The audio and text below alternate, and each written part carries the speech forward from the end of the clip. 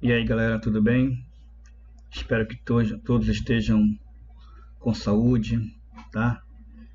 Que o mais breve possível nós possamos nos ver, né?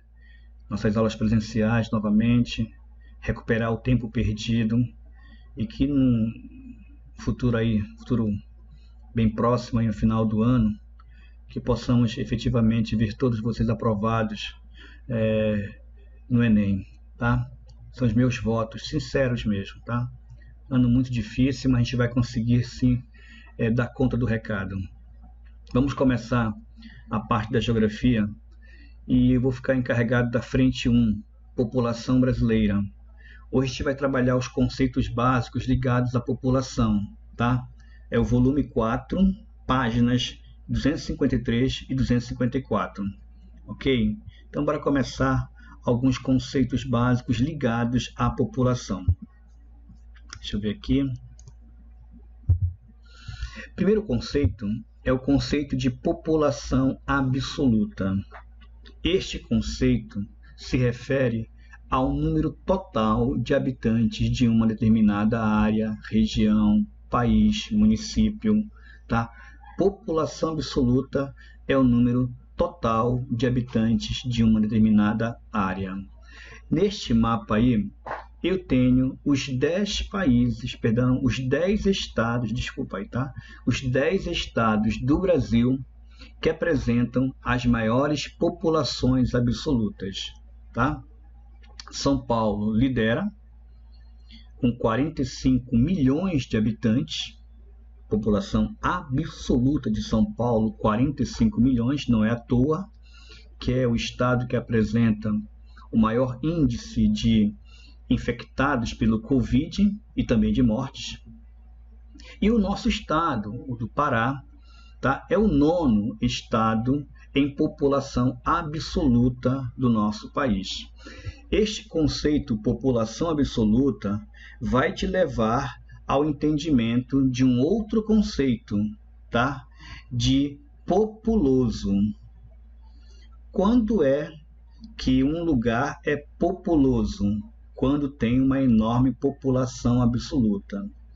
Quando o lugar é menos populoso? Quando tem uma menor população absoluta. Não confunda populoso com povoado. Populoso tem a ver com o conceito de população absoluta. Já o conceito de povoado tem a ver com o conceito de densidade demográfica, de população relativa, tá? Então, veja bem. Mas, espera aí, bora voltar um instantinho, tem uma tabela aqui. Em 2005, a China é o país mais populoso, que tem a maior população absoluta da Terra, tá? Lá vivem mais de 1 bilhão e 300 milhões de habitantes. Se você prestar atenção, em 2050, a Índia provavelmente vai superar a China. Possivelmente, essa ultrapassagem indiana tem a ver com o controle da natalidade que a China exerceu em décadas passadas, aquela chamada política do filho único, tá? Ok? Agora, bora voltar para cá. O que é população relativa ou densidade demográfica? Bem, olha bem aí, tem uma formulazinha que praticamente define o que é densidade demográfica. É o número de habitantes por quilômetro quadrado. Você pega o número de pessoas que moram naquele território e divide pela área daquele território. Aí você vai ter a densidade demográfica ou população relativa. É importante destacar que este conceito é um conceito que vai te dar o entendimento de povoado. Quando é que uma área é pouco povoada? Quando ela tem um baixo número de habitantes por quilômetro quadrado. É o caso da Amazônia. É uma região pouco povoada. Quando você divide o território, tá? Perdão, o número de pessoas que moram na Amazônia pelo território, pelo tamanho da Amazônia, você vai encontrar taxas inferiores a 3 habitantes por quilômetro quadrado. Então, a Amazônia é uma região de pouco povoamento, de baixo povoamento. É uma região de pouco povoada. Quando você pega a região sudeste do Brasil, Minas, São Paulo, Rio de Janeiro, Espírito Santo, quando você pega a região sudeste do Brasil, divide pelo tamanho da população, tá? Divide a população pela área, você vai encontrar uma densidade bem maior do que aqui na Amazônia. Lá é uma região que tem um maior povoamento, é uma região que eu vou chamar de mais povoada, ok? Então lembra disso, densidade demográfica, número de habitantes por quilômetro quadrado, isso vai te dar o entendimento de lugar pouco ou muito povoado, tá?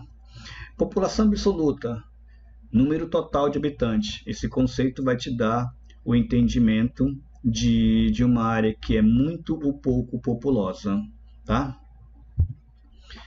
Veja esse mapa aí, essas cores mais fortes, mais escuras que estão no litoral do Brasil, tá? São as áreas que têm as maiores densidades demográficas do nosso território. Aí eu fiz uma pergunta para ti aí, olha, perceba que temos uma má distribuição populacional pelo território. As maiores densidades demográficas estão próximas do mar. Por que isso acontece? Então, a resposta do porquê que o litoral tem uma densidade demográfica maior do que o interior do Brasil é muito simples. Tu tens que pensar na história. O processo histórico de colonização do Brasil, que começou pelo litoral, deu maior dinamismo a essa região litorânea. Formação de vilas, atividades econômicas, depois cidades. Então, o processo de densidade demográfica foi mais intenso no litoral em função da colonização que começou por aí do Brasil. Tá certo? Outro conceito importante é sobre taxa de natalidade. O que é isso? Olha para a fórmula aí. Taxa de natalidade, você pega o número de nascimento, multiplica por 1000 e divide pelo número de habitantes. Observe abaixo um exemplo hipotético de cálculo da taxa de natalidade. Tá? Use a calculadora, tá? E veja o resultado. Quanto vai ser essa taxa de natalidade pegando esses dados que estão aí neste slide agora. População total do país, 1.500.000 habitantes. Nascimento em um ano, 5.000. Você vai pegar a sua calculadora e faça a conta para você apreender o conceito de taxa de natalidade. Taxa de mortalidade, olha a fórmula também. Número de óbitos. Lembrando, taxa de mortalidade, se esses óbitos se referem a pessoas que têm idade acima de 1 ano, porque abaixo de 1 ano é mortalidade infantil, é uma outra questão, tá? Então, taxa de mortalidade, número de óbitos, multiplica por 1000 e divide pelo número de habitantes. Nós temos aí mais uns dados embaixo e faça também em casa o cálculo para você saber como é que é a taxa de mortalidade nesses valores que nós temos aí embaixo. População total, 8.200.000 habitantes. Óbitos em um ano, 20.000 pessoas, ok? Taxa de mortalidade infantil, número de óbitos no primeiro ano de vida, multiplica por 1000 e divide pelo nascimentos, ok? Então você também tem uns dados aí embaixo, use sua calculadora e encontre os resultados. E durante a semana, mandem para mim os resultados que vocês obtiveram dessas contas que vocês fizeram aí em casa para encontrar a natalidade, a mortalidade e a mortalidade infantil. Faz aí uma troca de mensagens comigo, ok? Taxa de fecundidade. consiste em uma estimativa do número médio de filhos que uma mulher tem ao longo do seu período fértil. O IBGE trabalha com a idade fértil de 15 aos 49 anos. Então, a taxa de fecundidade é uma média de filhos por mulher naquela fase de fertilidade maior, de procriação, tá? Aqui no Brasil, essa taxa de fecundidade, como também em vários países do mundo, principalmente os mais desenvolvidos, está numa queda, tá, bem acentuada. Então, por exemplo, olha para esse gráfico aí. Lá em 1960, as mulheres no Brasil tinham, em média, 6 filhos. Em 2018, a média é 1,7 filhos por mulher. Então, note que essa taxa de fecundidade está caindo. A nossa queda é tão brutal que está abaixo da média mundial, que é 2,5 em 2018. Agora, o porquê, né? Por que vem caindo essa taxa de fecundidade no Brasil? Que consequências isso pode causar para o futuro do nosso país, do ponto de vista econômico também, né? Um dado importante, os órgãos demográficos trabalham com a ideia de que o bom para uma população é que ela tenha uma taxa de fecundidade na casa dos 2,1, e o Brasil está com 1,7, lembra? Isso, por que 2,1 para os órgãos demográficos? Seria uma taxa ideal. Porque esse 2 substituiria os pais, tá? 2 crianças substituiriam os pais, que vão, né, não são eternos, vão falecer, e o 0,1 seriam aqueles indivíduos que morrem antes dos 15 anos de idade, por exemplo. Então, para os órgãos demográficos, uma taxa segura para evitar prejuízos econômicos, tá? Prejuízos sociais lá na frente, seria uma taxa de fecundidade em torno de 2,1. Ok? A Organização das Nações Unidas, a ONU, divulgou em 2009 alguns dados sobre a taxa de fecundidade. Tá? A África é o continente que apresenta a maior taxa de fecundidade do mundo, com mais de 4 filhos por mulher no continente africano. Essa alta taxa de fecundidade, com certeza, é fruto das condições socioeconômicas dos povos que moram na África. Quando eu falo condições socioeconômicas, estou falando de educação, de saúde, de economia, de renda, de educação. Essas condições socioeconômicas, quando são boas, permitem uma redução natural dessa taxa de fecundidade. Ok? Por que a taxa de fecundidade está caindo no Brasil? Eu vou elencar para você, pelo menos, alguns mais citados em estudos. Primeiro, a urbanização. Você sabe que morar em cidades, o custo de vida é muito mais alto.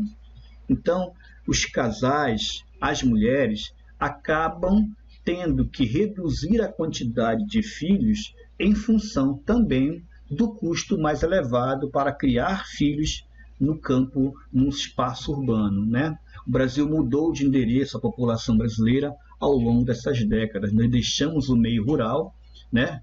E hoje, mais de 80% da população brasileira mora em cidades. Então, o custo é muito alto. Outro fator é o aumento da escolaridade das mulheres. Cada vez mais as mulheres estão buscando, né, a sua formação educacional, tá, para buscar esse empoderamento cada vez maior, buscar espaço no mercado de trabalho. Então, esse aumento da escolaridade aumenta a informação para elas, né, aumenta a perspectiva que ela tem de uma nova visão de mundo. Então, isso faz com que ela também tenha uma redução da taxa de fecundidade. Os casamentos mais tardios também são colocados em estudos. Hoje, a média de idade dos casais que estão casando no Brasil está acima dos 24 anos de idade. Tá? Então, os casamentos são muito mais tardes, isso também ajuda a diminuir a taxa de fecundidade. Aí, a questão da mulher no mercado de trabalho é outro fator imprescindível nesse entendimento. A mulher participando mais, tá, do mercado de trabalho, conquistando seu espaço, esse empoderamento feminino, faz com que também ela tenha, tá, uma redução da sua fecundidade. Porque hoje, ela está na luta do dia a dia ali no mercado de trabalho e ela não quer só esse papel de procriar, não. Ela quer também se profissionalizar. Então, a ideia da profissão, da preocupação em se engajar na economia, tá? Buscando seu espaço no mercado de trabalho, isso também ajuda a reduzir a taxa de fecundidade. E os outros motivos estão ligados às políticas públicas também, né? Maior acesso aos métodos contraceptivos, educação sexual e planejamento familiar. Veja o quanto é importante o trabalho das políticas públicas para melhoria nas condições socioeconômicas das mulheres do Brasil. Mais acesso aos métodos contraceptivos, a pílula, tá? A informação, ao planejamento, ao DIU, ao sistema de saúde, tá? Quanto mais você tem acesso aos métodos contraceptivos, a uma educação sexual, a um planejamento familiar, você vai ter uma redução da taxa de fecundidade, ok? Então, por hoje a gente para aqui, tá certo? A gente vai dar continuidade a esse mesmo assunto no próximo momento. Fiquem com Deus, pessoal. Tchau, tchau.